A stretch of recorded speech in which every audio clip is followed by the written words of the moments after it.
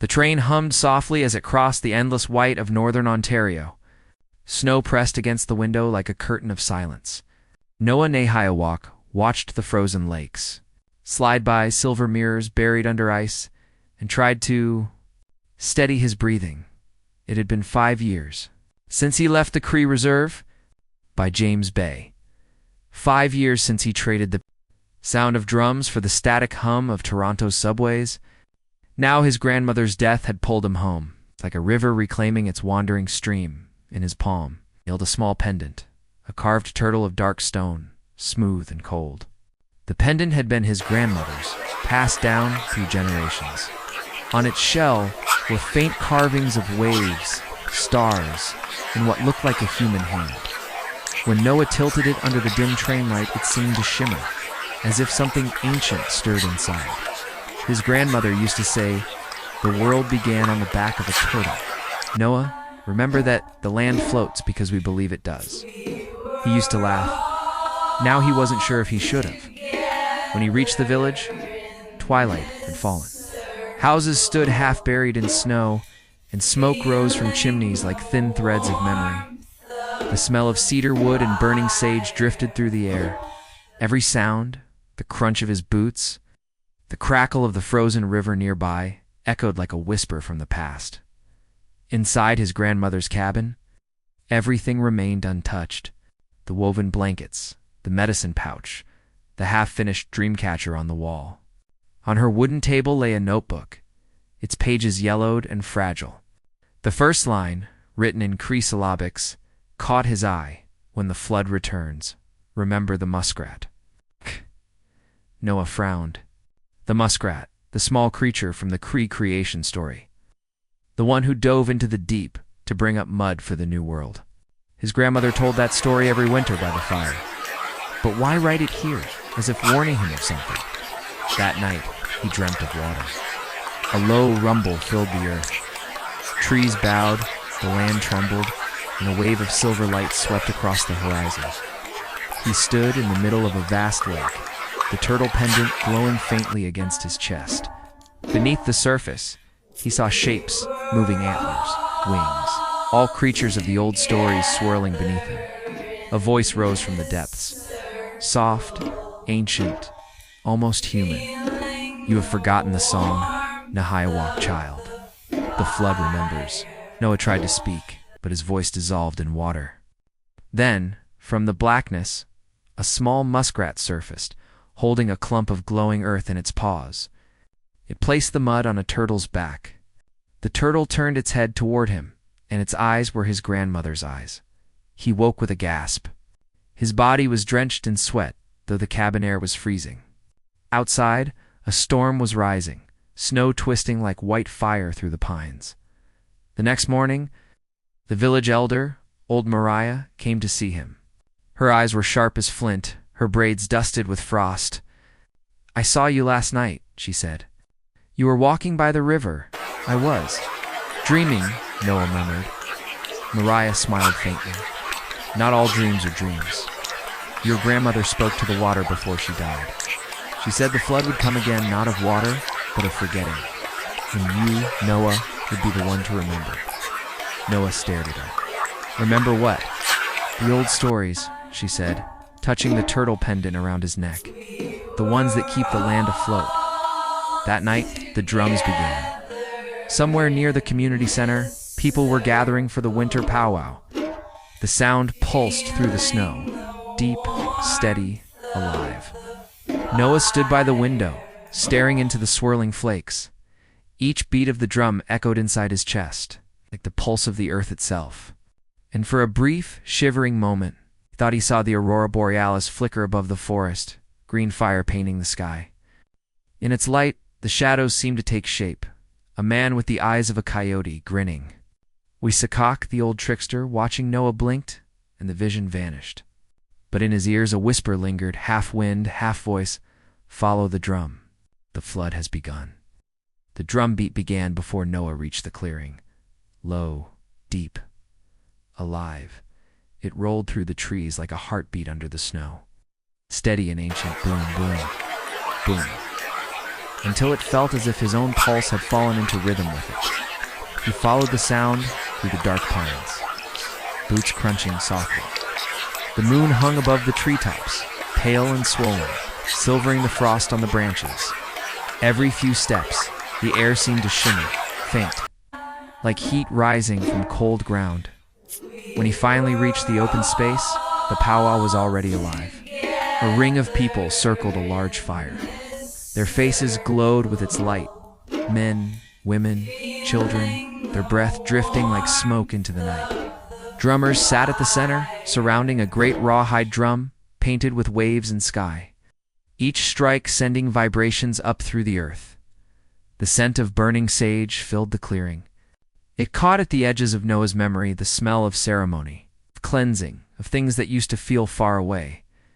An older man noticed him. "You're late, Nidison," he said with a smile, "my brother." Noah nodded awkwardly. "I didn't know there'd be a powwow tonight. Didn't need to. The drum calls, who it remembers." Noah's breath caught a little. "And if it remembers wrong?" The man chuckled softly. "The drum doesn't forget." He stood at the edge of the firelight, watching the dancers move. Their regalia shimmered with beads and feathers, each step measured, each turn a story. The drum beat grew louder, filling the space between his ribs. A girl about his age danced past him, her ribbons flashing red and gold. She moved with quiet power, like wind through reeds. When she stopped to catch her breath, she met his eyes. "You're Noah, right?" she said. "Martha Nehiyawak's grandson." He nodded. "You knew her?" "Knew her?" She laughed softly. "She taught my aunt how to speak to the water. Said every stream carries a story if you listen." Noah smiled faintly. "She used to say the same thing to me." The girl studied him. "Then why'd you stop listening?" He didn't have an answer. The drumming shifted faster now, sharper, almost urgent. The crowd's energy changed. Voices rose, hands lifted. Noah felt dizzy, as though the earth beneath him was moving. Then the girl leaned closer and whispered, "Do you hear it?" "The drum." "No," she said, eyes glinting. "The words behind it." Noah closed his eyes. The beats rolled through him, deeper, heavier, till each strike seemed to speak. "Come back. Remember, the flood is not over," he gasped. For a split second, the clearing vanished, replaced by dark water spreading across the land. Swallowing trees, homes, stars. The turtle pendant at his chest burned cold against his skin. He stumbled back. The world snapped into focus again, but the people had stopped dancing. All eyes were on him. One of the elders, the same man who had spoken earlier, stepped forward. "What did you see, Nikom's boy?" Noah swallowed. Water, a flood. The turtle. And voices.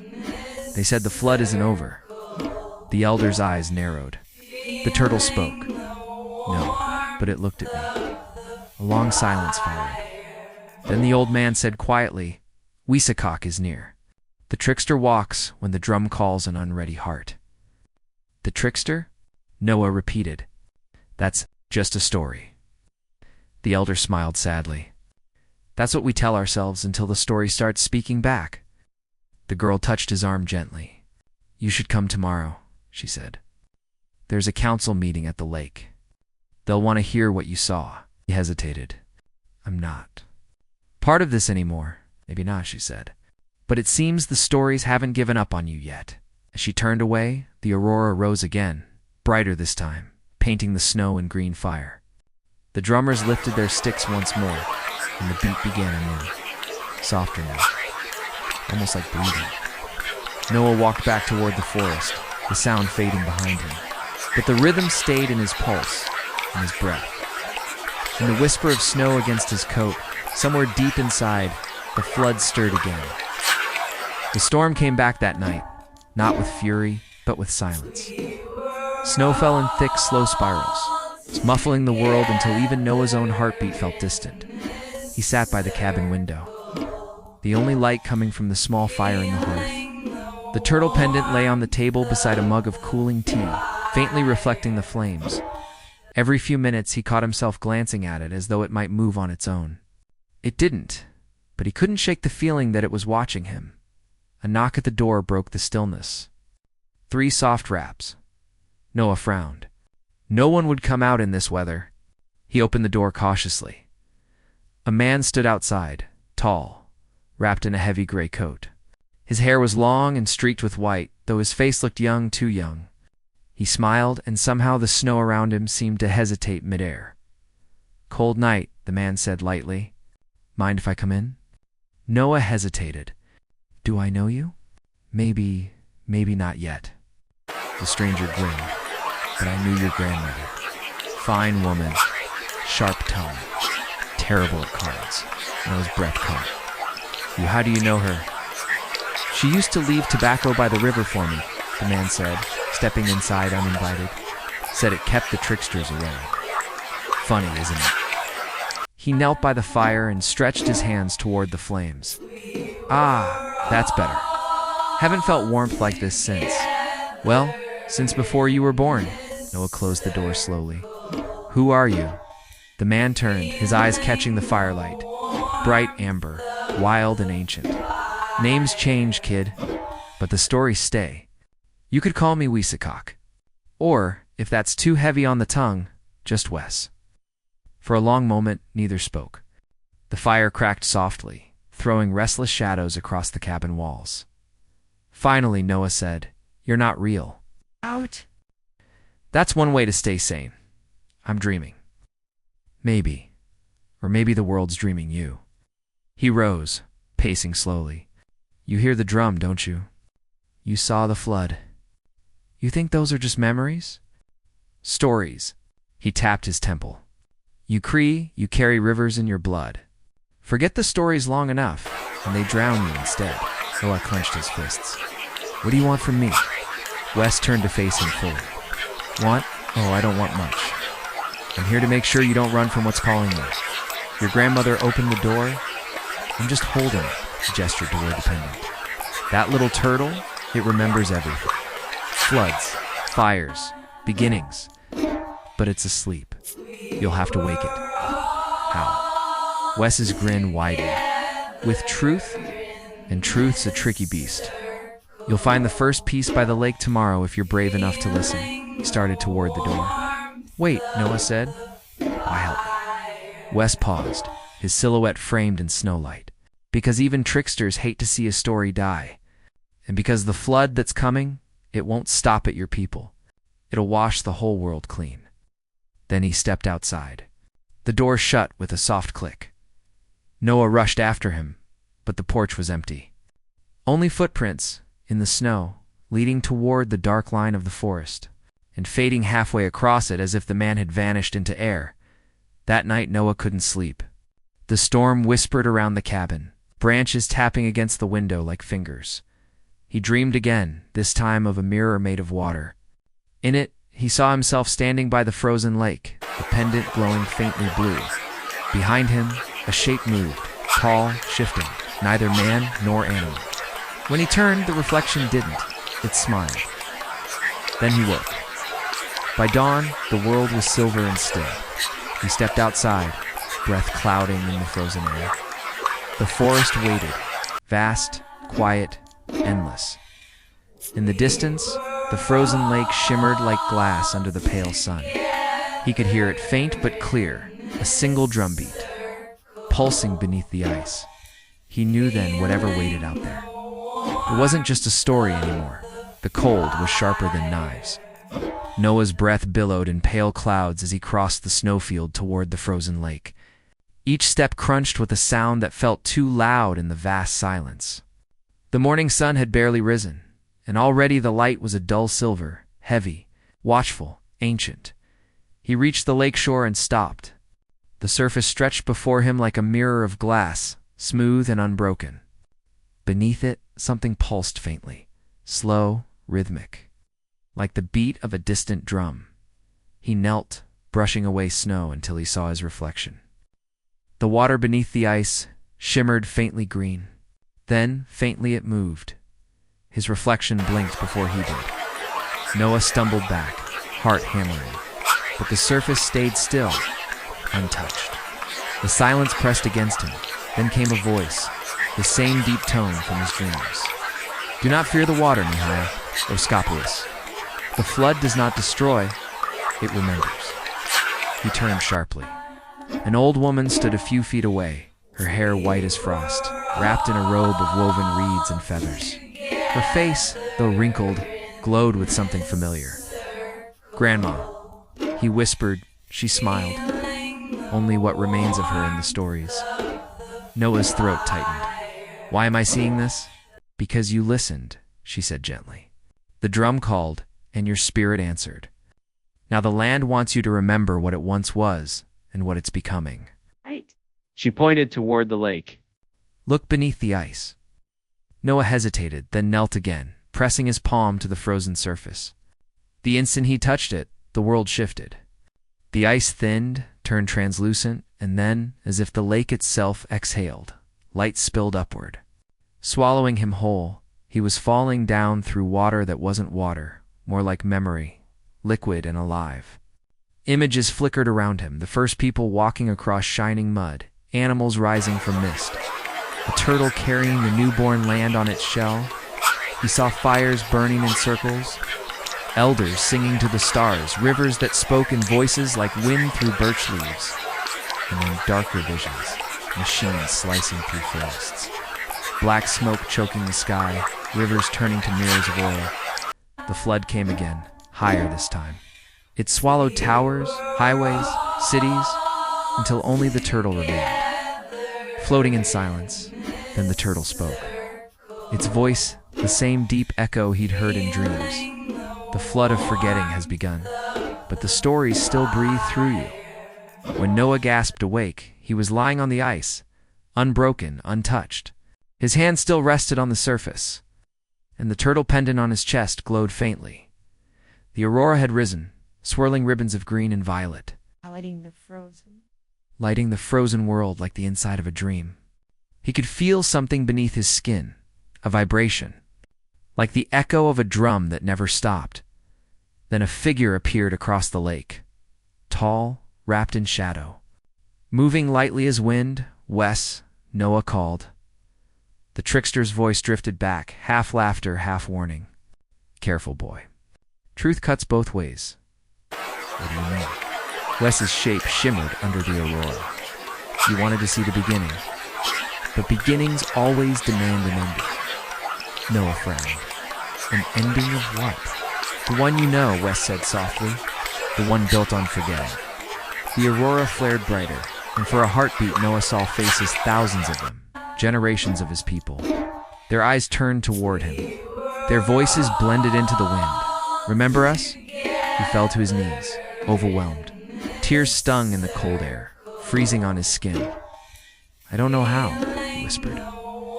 Wes's voice came again, closer this time, though Noah couldn't see him. Then start small. Remember her stories? Speak their names. Light a fire. The flood isn't here to drown you, Noah. It's here to wash you clean. When dawn came, the aurora faded, leaving only gray sky and frost. Noah stood at the edge of the lake, exhausted, trembling, but different, as if the air itself carried something new inside him. He looked down at the pendant. The turtle's shell was warm now, faintly pulsing with light. Inside its cracks, he thought he saw a tiny glimmer, not reflection, but life. And for the first time, he didn't feel alone. The snow melted late that year. By the time the ice broke on the lake, spring had already arrived in the city far south.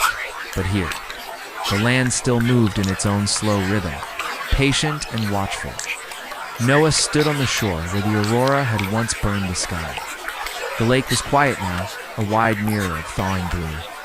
The pendant on his chest had lost its glow, but not its warmth. Behind him, a small group of people gathered, elders, children, neighbors. The girl from the powwow, Sila, stood beside him, her braids loose in the wind. You sure you want to do this? She asked softly. He nodded. It's what she wanted. What they all wanted. He crouched beside a shallow pit lined with stones, the same kind his grandmother used to use for ceremony. He laid tobacco leaves, sage, and cedar inside, then struck a match. The smoke rose thin and blue, curling toward the gray sky. The elders began to sing low, slow, rhythmic, a song that seemed older than language. The drum beat joined soon after, one deep heartbeat at a time. Noah closed his eyes. The rhythm pulsed through him, not from outside but from somewhere deep beneath his ribs. He could almost hear her voice again, his grandmother whispering through the smoke. "The world is not dying, my boy. It's remembering." When he opened his eyes, he saw the children. They were sitting in a half circle, listening, wide-eyed. Sila handed him a small, carved turtle, newly made from local stone. Its shell's still rough and imperfect. "It's yours to start with," she said. "The others will make their own. Like your grandmother's stories, one shell, many patterns." Noah smiled faintly, running a thumb along the carving. "You sound like her." "She sounds like us," Sila said simply. He looked around, the elders singing, the smoke twisting upward, the children waiting. For the first time, the silence of the land didn't feel empty. It felt full. That night, they lit another fire. The community gathered again, laughter mixing with songs, the sound of drums echoing off the trees. Noah sat near the flames, sketching in a small notebook. It's the same one he'd found in his grandmother's cabin. He wrote down what he remembered.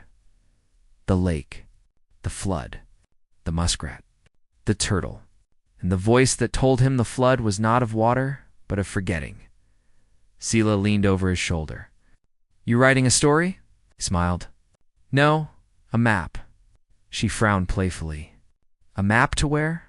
"To where we began," he said, "and maybe where we're supposed to go next." Later, when the fire burned low, he wandered to the edge of the lake. The surface reflected the stars, calm, endless, alive. He whispered softly, "Thank you, Grandma." The wind shifted, gentle, warm. For an instant, he swore he heard her laugh. Then a single ripple spread across the water, glimmering like the trace of a drumbeat. He touched the pendant. It was still warm. Somewhere far above, faint and distant, the aurora flickered once more. Green and gold, as if the sky itself had remembered. The next morning, Noah packed his things. But this time he didn't head south. He stayed. He began teaching at the small school near the edge of the reserve, each sharing the old stories in the language of their ancestors. On weekends, he took the children to the river, teaching them to listen, not just to the water, but to the space between its sounds, and each night before sleeping, he'd whisper the same words his grandmother once said, "The land floats because we believe it does." Seasons turned. Years would pass, and one day, when the drums called again, maybe long after his time, someone else would follow their sound. Someone who'd find the stories not in old books or fading memory, but in the heartbeat of the land itself. Beneath the soil, beneath the ice, beneath every river and whispering pine, the turtle waited breathing. The world at last was remembering.